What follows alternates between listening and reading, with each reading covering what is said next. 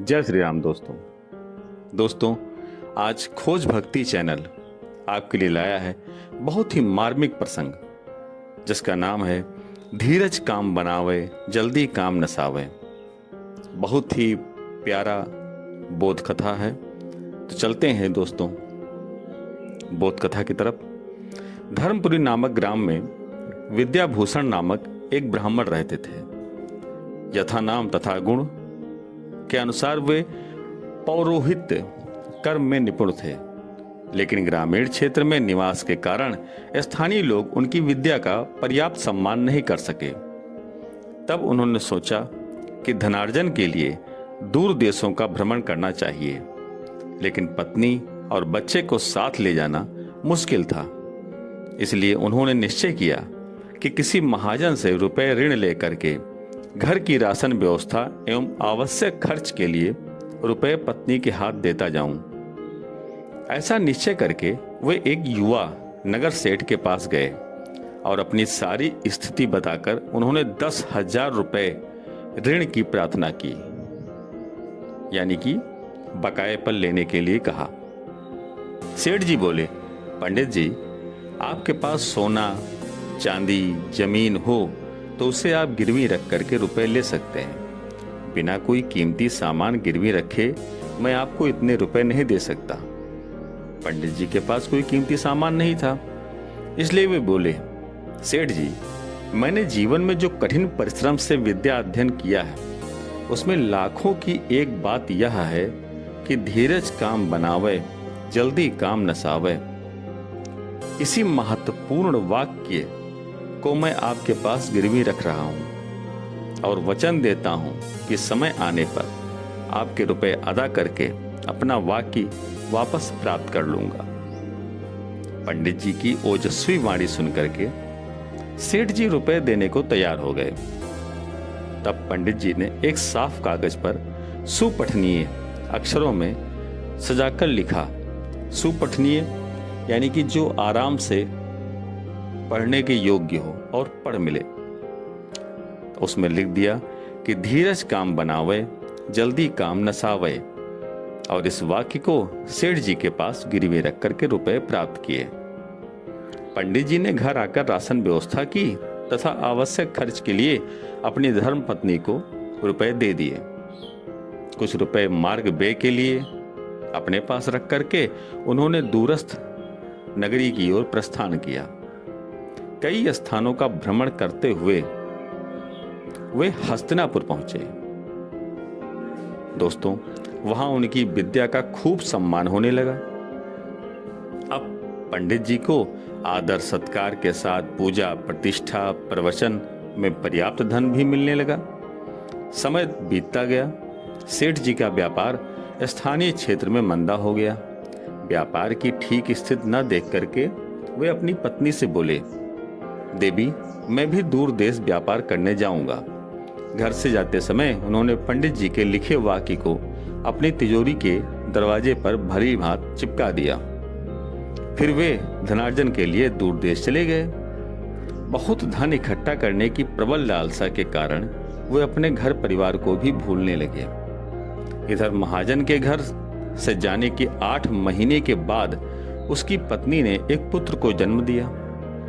इस शुभ समाचार को अपने पति को सुनाने के लिए वह व्याकुल रहने लगी, लेकिन पति देव का कोई पता ठिकाना मालूम नहीं होने के कारण चाहकर भी पुत्र जन्म का शुभ समाचार अपने पति को नहीं दे सकी। दोस्तों, सेठ जी की धर्मपत्नी नित्य संकट मोचन श्री हनुमान जी एवं तुलसी मैया की आराधना करती हुई उन्हीं के भरोसे अपने पुत्र मोहन का पालन पोषण करने लगी। मोहन अपनी माँ से बार बार पूछता, माँ, मेरे पिताजी कहाँ हैं? हमसे मिलने क्यों नहीं आते?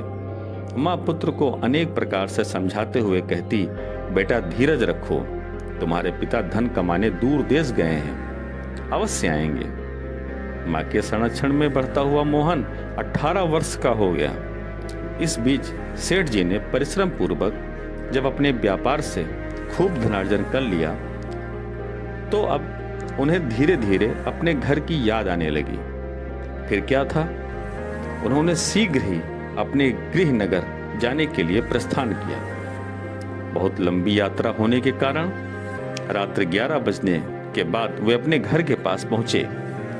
तब तक घर के लोग सो गए थे। उन्होंने दरवाजा खुलवाने के लिए सांकल खटखटाई, यानी कि जंजीर, एवं आवाज दी, पर कोई प्रत्युत्तर नहीं मिला। बहुत वर्षों बाद अचानक हुई इस आवाज को मोहन की मां जल्दी पहचान न पाई। वह सहम गई। कौन होगा जो इतनी देर रात दरवाजा खटखटा रहा है? दरवाजा खोलूं या ना खोलूं, वह भय एवं सोच में पड़ गई। इधर दरवाजा खुलने में विलंब होने पर दरवाजे पर खड़े उसके पति के मन में अपनी पतिव्रता पत्नी के आचरण के प्रति अनेक दुर्विचार उठने लगे। उनका मन शंकाग्रस्त हो गया। सेठ जी ने दरवाजा खोलने के लिए पुनः कई बार जोर से आवाज दी। इस बार उनकी पत्नी अपने पति की आवाज पहचान गई और शीघ्र ही उसने दरवाजा खोल दिया। द्वार पर खड़े अपने पति को देख करके वह बड़ी प्रसन्न हो गई और पति को लेकर के अंदर आई।